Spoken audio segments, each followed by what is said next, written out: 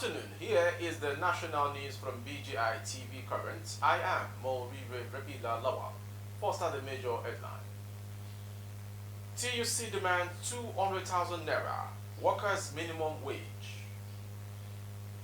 Kwara revert to 3-day work week. Aldona Dajo emerges Benue Speaker after triple voting. Police arrest 4 people with human bones in Gombe. And in sport, Sierra Leone coach unveils squad for Super Eagles. Now the news in detail. The Trade Union Congress TUC of Nigeria has firmly called on the federal government to raise the national minimum wage from its current rate of 30,000 naira to 200,000 naira. Information report that this demand comes as part of the conditions presented by the labor union to avert an impending strike following the sudden removal of fuel subsidy by the government.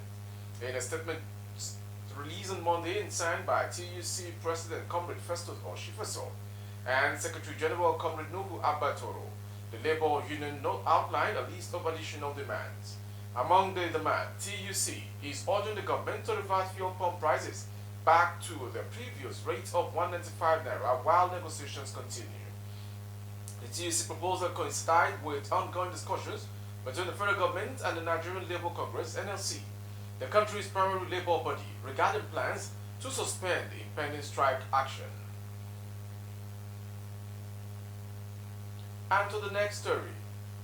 To cushion the effect of the recent fuel price hike caused by the federal government's removal of fuel subsidy, Kwara State has declared a 3-day work week for government employees.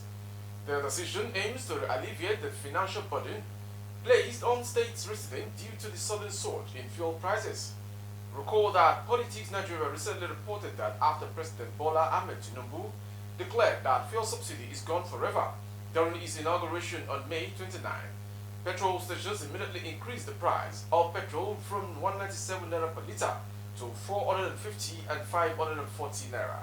Some citizens who reached on social media said the sudden price hike puts immense pressure on their already stretched budgets. But to address the financial strain its workers face, the Kwara state government announced the immediate implementation of a 3-day work week in the state.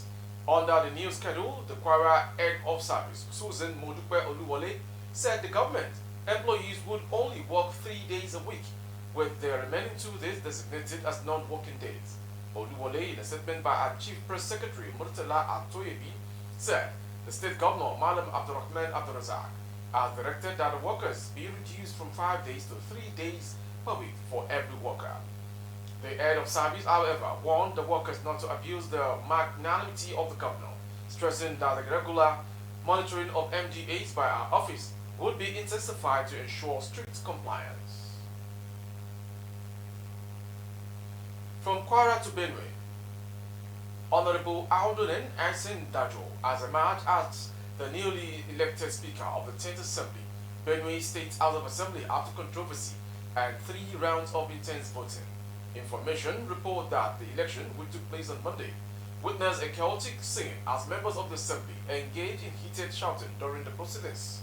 The session began with Governor Aisen Alia inaugurating the 10th Assembly, setting the stage for the 32 members to elect their Speaker and Deputy Speaker respectively. Dajo, representing Boko West, garnered support from the governor and is a loyalist in the All Progressive Congress (APC).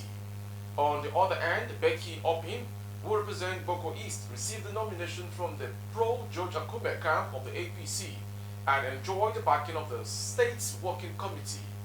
The initial ballot ended in a tie, with both candidates securing 16 votes each. Consequently, a second round of voting was conducted. However, this round was marred by a fierce exchange among members, accusing certain individuals of attempting to manipulate the voting process and sway the result in favor of a particular candidate. Amidst the chaos, supporters of both the pro-Akume and pro-Alia factions passionately demanded the cancellation of the second round, citing undue influence on the voting process. Finally, the third round of voting commenced at 3:31 p.m. and concluded at 3:38 p.m. The subsequent vote count revealed 15 votes for Opine and 17 votes for Dajo. From Benue State, we go to Gombe. Police operatives in Gombe have arrested 4 suspects for alleged possession of human bones in the state.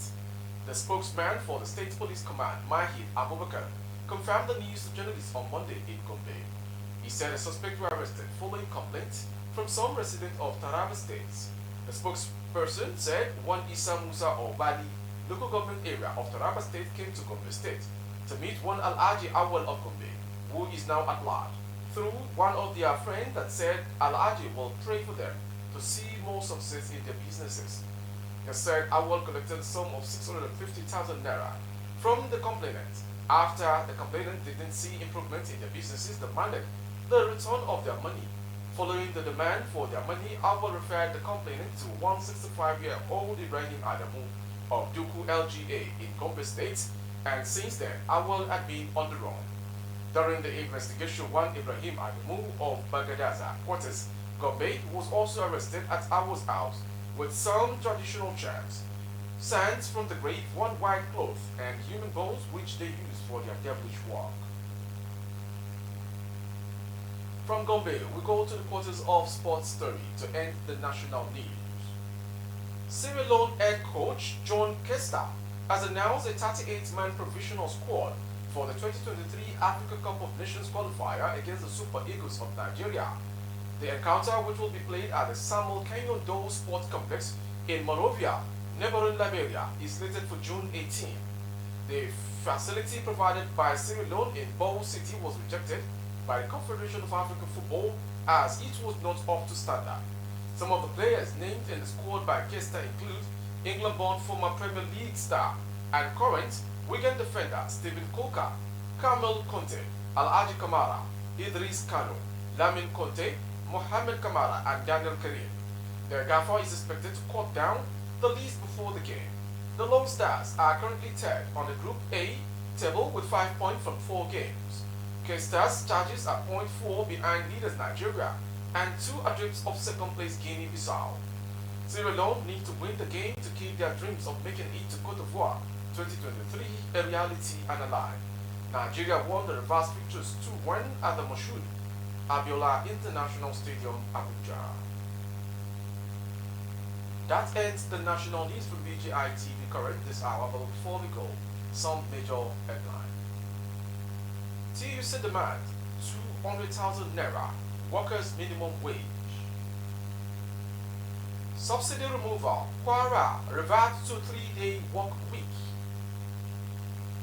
Andona Dajo emerges Benue Speaker after voting 3 times. Police arrest 4 suspects with human bones in Gombe. And on sports, Sierra Leone coach unveils squad for Super Eagles Africa Cup of Nations qualifier. For more updates of our broadcast on YouTube, our handle is BGI TV Current. Kindly subscribe and click on the notification bell. Select option all to access our broadcast. On Facebook, Bagede with Alawi and Ibayo. Please like and follow the page. For other placement difficulties and services coverage of events and functions, please download the stream on the screen. Thank you for watching and